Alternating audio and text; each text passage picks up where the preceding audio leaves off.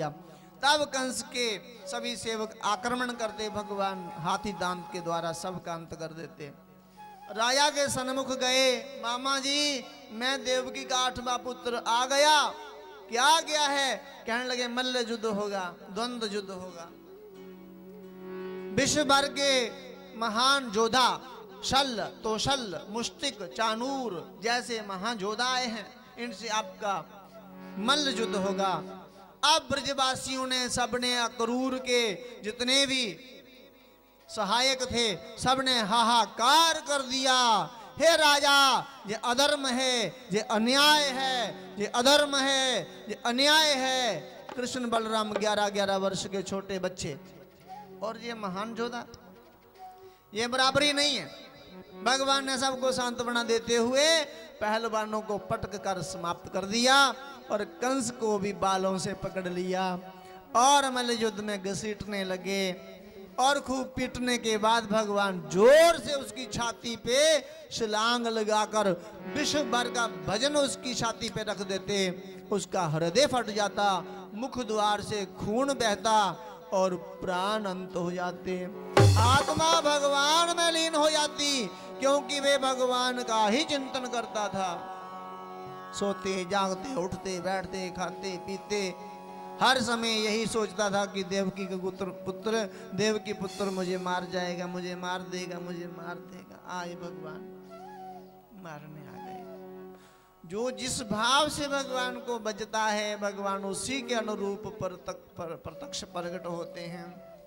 तब भगवान कृष्ण जी ने देवकी वसुदेव जी को कारागार से मुक्त किया, नाना उग्रसेन जी को मुक्त करके उस देश का राजा नियुक्त किया।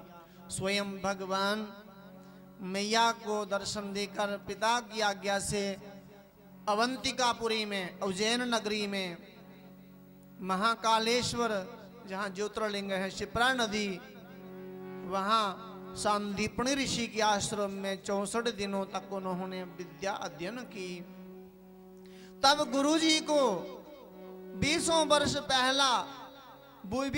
पहले का गुरु संदीपनी ऋषि का पुत्र समुद्र में डूबने से मरा हुआ जीवित करके गुरु दक्षिणा के रूप में दे दिया। उसके बाद भगवान श्री कृष्ण जी ने जरासंध की 17 बार 23 अक्षौहिणी सेना का संहार किया। 18वीं बार काली यमन का अंत करके भगवान ने योग माया के द्वारा, विश्वकर्मा के द्वारा द्वारका का निर्माण करके योग माया के द्वारा मथुरा वासियों को द्वारका में पहुंचाया और भगवान का नाम द्वारकाधीश हुआ। युद्ध से भागने के कारण भगवान का नाम रणछोड़ हुआ। बोलिए द्वारकाधीश भगवान की जय। आज राजा रेवत अपनी पुत्री रेवती को लेकर द्वारका में आया और रेवती का विवाह बलराम से हुआ। भगवान खूब नाचे। महिष्मती नगरी से एक पत्र आया कृष्ण को रुक्मिणी जी का कि मेरे भैया रुक्मी शिशुपाल से मेरा विवाह करना चाहते हैं, किंतु मैं बाल्यकाल से आपको पति मान चुकी हूं। कृपया मुझ पर दया करें।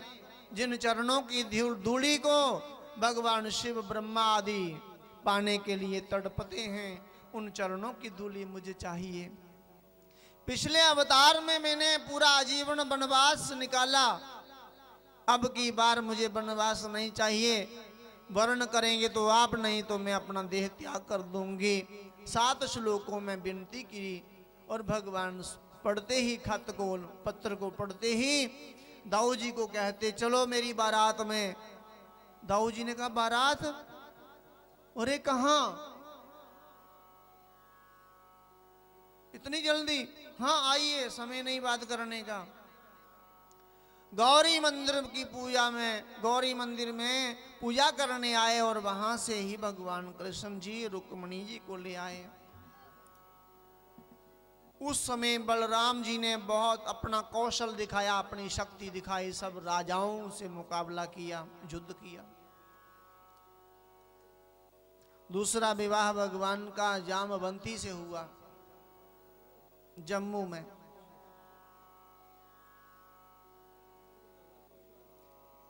द्वारका के पास एक सत्राजित नाम के सेठ रहा करते थे। उनके पास समंतक नाम की मणि थी। 8 बार दिन में सोना उगलती थी। सबने कहा ये मणि कृष्ण को दे दो, किंतु नहीं माने। सत्राजित के छोटे भाई का नाम था प्रसेन। वे शिकार खेलने गया और मणि ले गया। उसको एक शेर ने मार दिया, मणि ले गया। शेर को जामवंत ने मारा और मणि ले ली। किंतु भगवान श्री कृष्ण जी ने भाद्रपद मास के शुक्ल पक्ष की चतुर्थी तिथि का चांद देखा था, जिसको कलंक चौथ बोलते। कलंक चतुर्थी, उस चांद को देखने वाला किसी ना किसी कलंक में जरूर कलंकित होता है। इसीलिए का दूज का या तीज का चांद देख लो। भगवान को चोरी का ये इल्जाम लगा, कलंक लगा।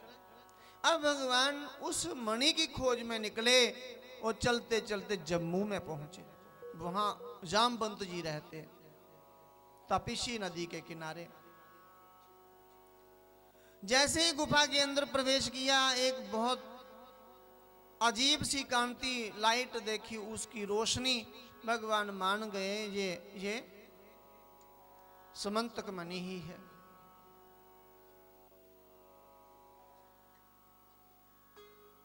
भगवान खोज करते हुए प्रसेन के मरे हुए शरीर को देखते हुए एक शेर को भी मरा देखते, फिर गुफा में प्रवेश करते और गुफा में उस मणि को एक कन्या के हाथ में देखा। जैसे ही कन्या ने एक पुरुष को देखा तो कन्या चिल्लाने लगी।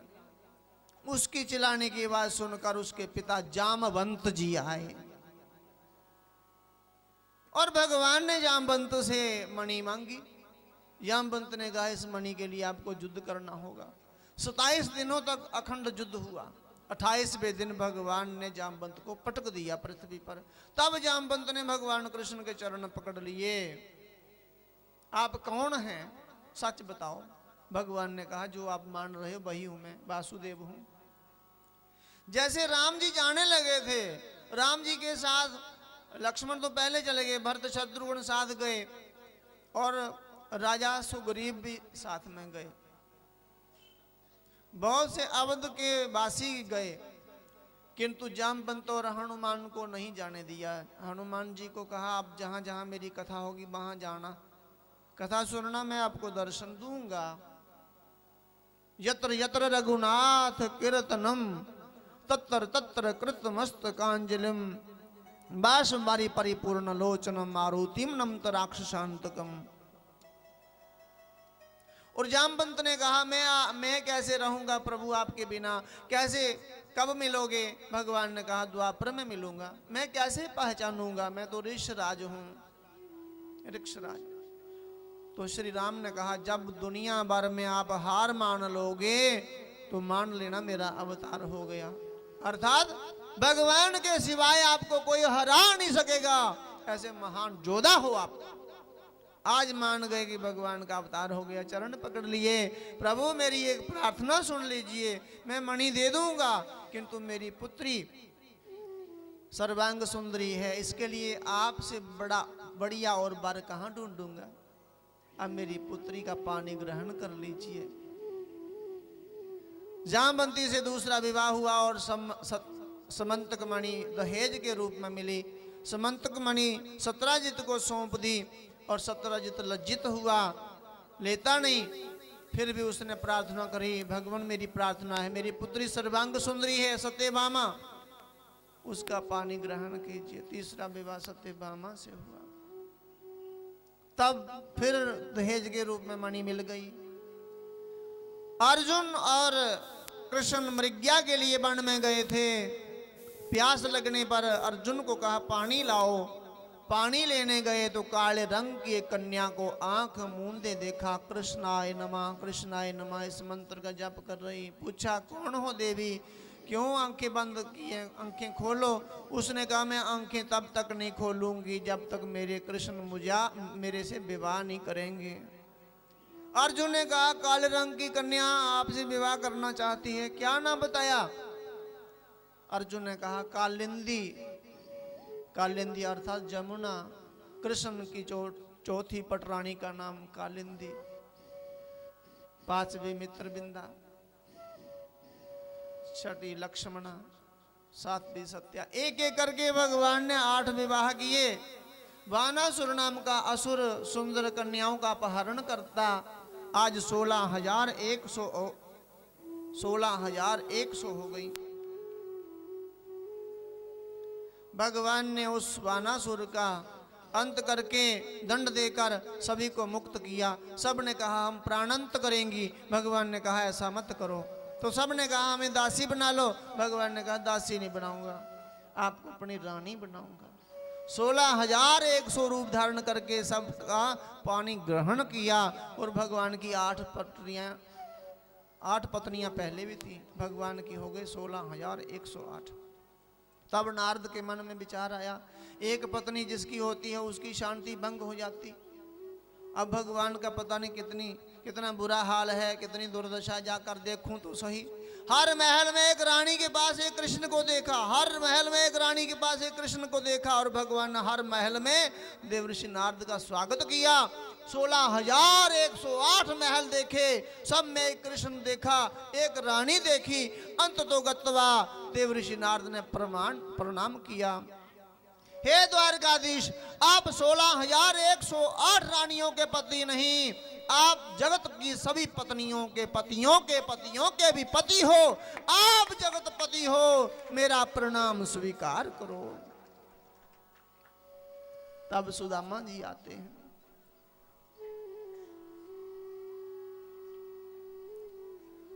सुदामा जी आए हैं, भगवान ने स्वागत किया है। कृष्णस्यासी सखा ब्राह्मणो ब्रह्मवित्तमा।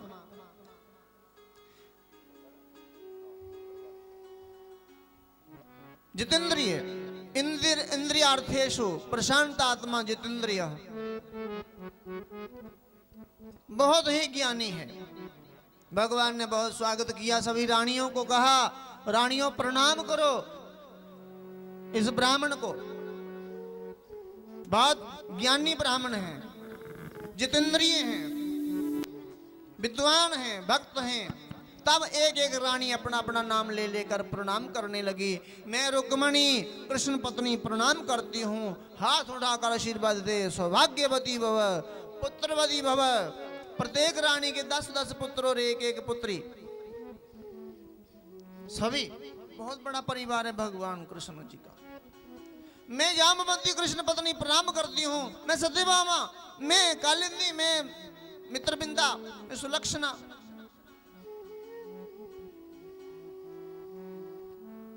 सौभाग्यवती, जोगा लगा होने अब। सौभाग्यवती भव, सौभाग्यवती भव। कोई 1,500 देवी चली गई, बाजू में दर्द शुरू हो गया। अपना बाजू स्वयं दबाने लगे सुदामा, और कृष्ण को कहा इधर आना। अच्छा कृष्ण जी बताइए है किसकी इतनी, ये पत्नियां सब? कृष्ण ने कहा मेरी है सारी। अरे बाप रे बाप, इतनी? और कितनी है? भगवान ने कहा भी बहुत है। तो तब तो मैं इतनी को आशीर्वाद नहीं से दे सकता ना, मेरी बाजू में दर्द हो गई। सभी पत्नियों की तरफ से आप ही प्रणाम कर लो, मैं आपको ही आशीर्वाद दे देता हूं।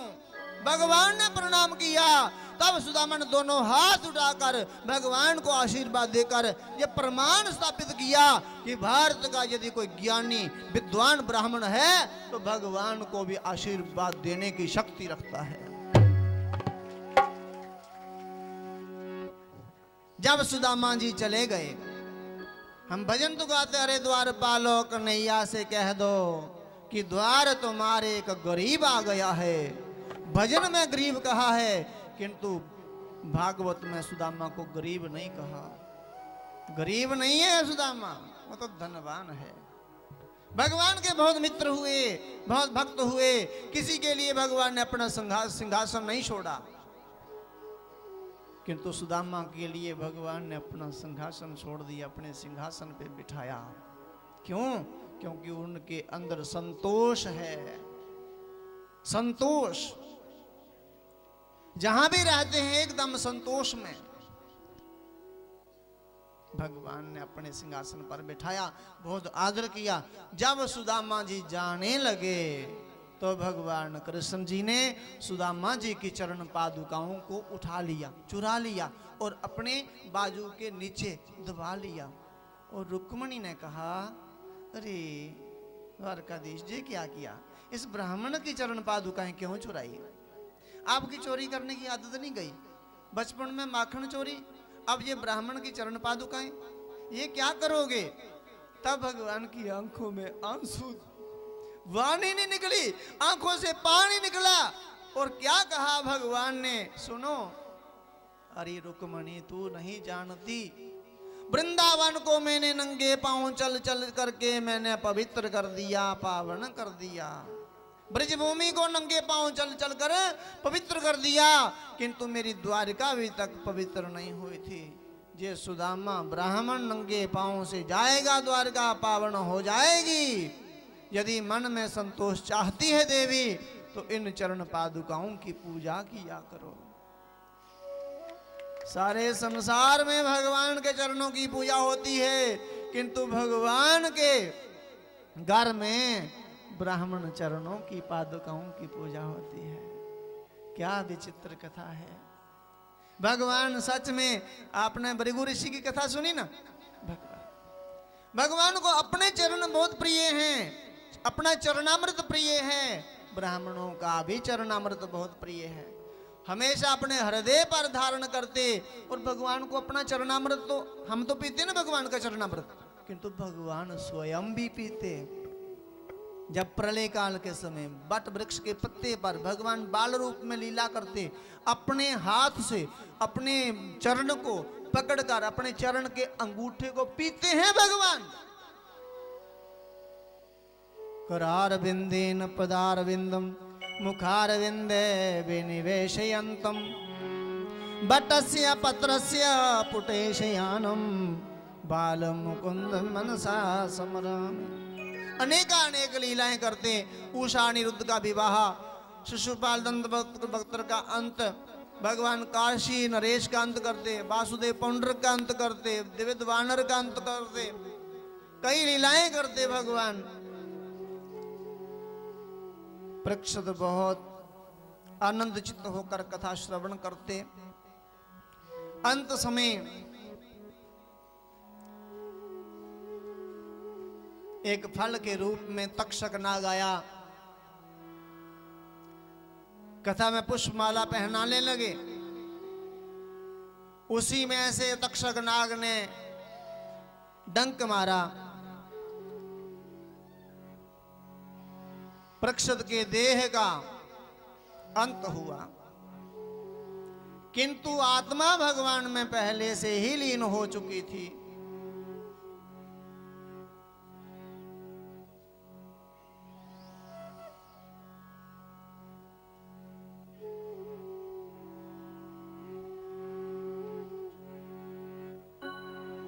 सुखदेव जी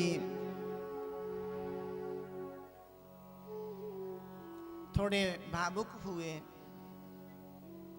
कि श्रोता जब तक ना हो तो भक्ता कथा किसे कहेगा। श्रोता भक्ता पर बहुत उपकार करता है।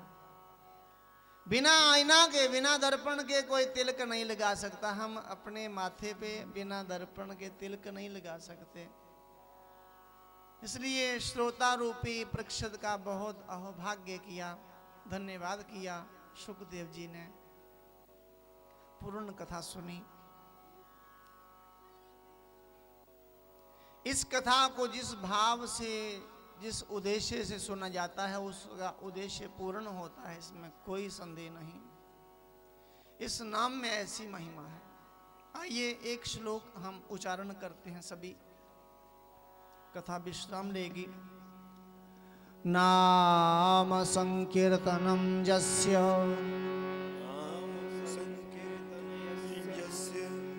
सर्व पाप प्रणाशनम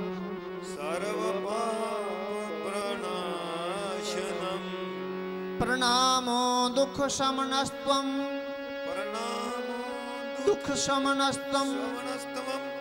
नमामि हरिं परम। नमामि हरियं पदम्। नाम संकीर्तनम जस्य सर्व पाप प्रणाशनम। नाम संकीर्तन एक ऐसी दुआई है जिससे सारे पाप नाश हो जाते हैं, पापों का नाश हो जाता है। प्रणाम करने से दुखों का नाश होता है। इसलिए हम भगवान के चरणों में नमन करते हैं, वंदन करते हैं। हमको भगवान सद्बुद्धि प्रदान करें, हमारा अधिक से अधिक भगवान के चरणों में अनुराग प्रेम हो। आइए थोड़ा सा संकीर्तन, तत्पश्चात आरती का आनंद लेंगे। सभी प्रेम भाव से बोलेंगे हरे राम राम राम राम हरे हरे। हरे राम राम राम हरे हरे। कृष्ण कृष्ण कृष्ण हरे हरे। हरे कृष्ण कृष्ण कृष्ण हरे हरे। हरे कृष्ण कृष्ण कृष्ण हरे हरे। हरे कृष्ण कृष्ण कृष्ण हरे हरे। हरे राम राम राम हरे हरे। हरे राम राम राम हरे हरे। हरे कृष्ण कृष्ण कृष्ण हरे हरे। हरे कृष्ण कृष्ण हरे हरे। हरे राम जय हो। राम हरे हरे। हरे राम राम राम हरे हरे। हरे कृष्ण कृष्ण कृष्ण हरे हरे। हरे कृष्ण कृष्ण कृष्ण हरे हरे। हरे राम राम हरे हरे। हरे राम राम हरे हरे। हरे कृष्ण कृष्ण कृष्ण हरे हरे। हरे कृष्ण कृष्ण कृष्ण हरे हरे। सभी मेरे साथ एक मंत्र। हरे नमः। ओम हरे नमः। ओम हरे नमः। ओम हरे नमः। ओम हरे नमः। हमें हाथ खड़े करके एक संकल्प करना है कि हम गौ सेवा सदा तलीन रहेंगे। कैसी भी अवस्था है हमारी, हम गौ सेवा अपने जीवन में करेंगे। एक गाय की कम से कम हम सेवा करेंगे। यदि घर में नहीं कर पाए तो किसी गौशाला में हम एक गाय का पालन करने का एक संकल्प करते हैं। अन्यथा हम और भी कोई गाय सेवा करने का संकल्प, कोई दवाई के रूप में, घास के रूप, जल के रूप में, नमक के रूप में, कैसे भी हम इस भागवत कथा से एक संकल्प लेकर जाते हैं। बोलिए गौ माता की जय। जी। आप सबको संकल्प करना है, आज मन से संकल्प कर पे जाना है और इसका पालन करना है। आपका बहुत बहुत धन्यवाद। मेरे साथ आए हुए जम्मू कश्मीर से अजीत शर्मा जी, जो आपको सुंदर भजन सुनाते, हारमोनियम पे रवि दत्ता जी, ढोलक पे सुरजीत जी और जसवीर जी, और हमारे बांसुरी वादक भरत भैया जी, नीलम गंडोत्रा जी, और हमारे आचार्य जी। आपको लगते थे ये चुपचाप बैठे हुए हैं, किंतु ये जितने चुप हैं उतने ही इतनी छोटी सी आयु में इन्होंने जो जो प्राप्त किया है, हम उसका चर्चा नहीं करते, ना करेंगे, ना की, किंतु ये भी बहुत, किंतु इनकी महानता वंदनीय है। फिर भी हम दूसरे प्रांत से आए हैं। मैं आपसे यही अनुरोध करूंगा, हमारी पूरी टीम की तरफ से यदि किसी के मन को आघात पहुंचा हो, तकलीफ हुई हो, तो हमें क्षमा करें। धन्यवाद। जय श्री राम। जय श्री राम।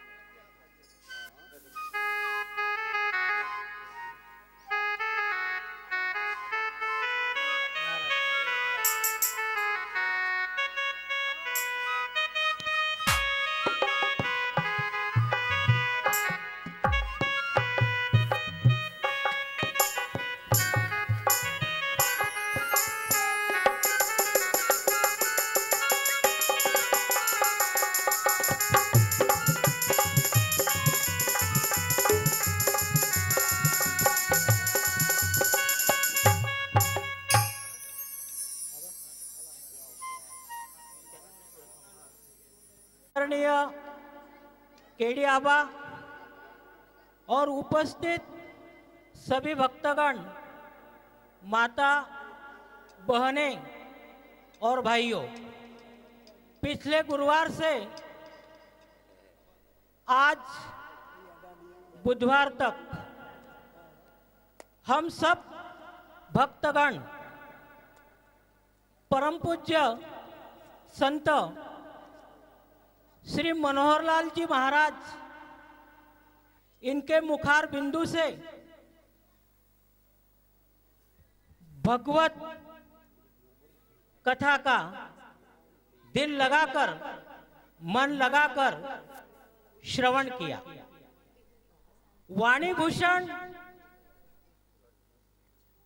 भागवत भूषण मनोहरलाल जी महाराज ने हम सभी के हृदय में सात्विक, भाविक, धार्मिक और आध्यात्मिक भाव जगाने का दिल से बहुत बहुत प्रयास किया। मनोहरलाल जी महाराज, मैं आपके विषय में कहना चाहूंगा, इस देश में नदी तो बहुत है, पर गंगा की बात ही कुछ और है। इस देश में नदी तो बहुत है, पर गंगा की बात ही कुछ और है। इस देश में मूर्ति तो बहुत है, पर श्रवण बेलगोला बाहुबली की बात ही कुछ और है। इस देश में संत तो बहुत है, इस देश में संत तो बहुत है, पर परम पूज्य मनोहरलाल जी महाराज संत की बात ही कुछ और है। अगर तुम्हें थोड़ा भी शक है तो सुनो, रात के अंधेरे को दूर करने सुबह सूरज निकल आता है। सूरज की गर्मी से परेशान धरती को शीतलता प्रदान करने के लिए मेघराज बारिश लेकर आता है।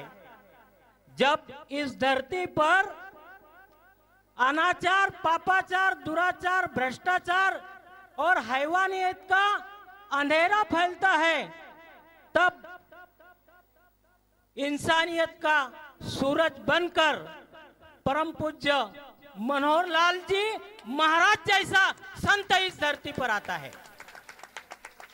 महाराज इस 7 दिनों में इन चोपड़ा वासियों से आपके साथ 7 जन्मों का नाता जुड़ गया है। मैं आपके बारे में कहना चाहूंगा महाराज, यहाँ पे जो भी सभी भक्तगण बैठे हुए हैं पेंडॉल में, इस सभी भक्तगणों से हर दिल से आपके तार जुड़े हैं। मनोहर लाल जी महाराज जी, हर दिल से आपके तार जुड़े हैं, हर दिल से आपका नाता है। कल ये भरा हुआ मेला भी आपके बिना सुना सुना है। इसलिए मैं आप हमारे सभी भक्तगणों की ओर से आपके प्रति, आपके संगीत पार्टी के प्रति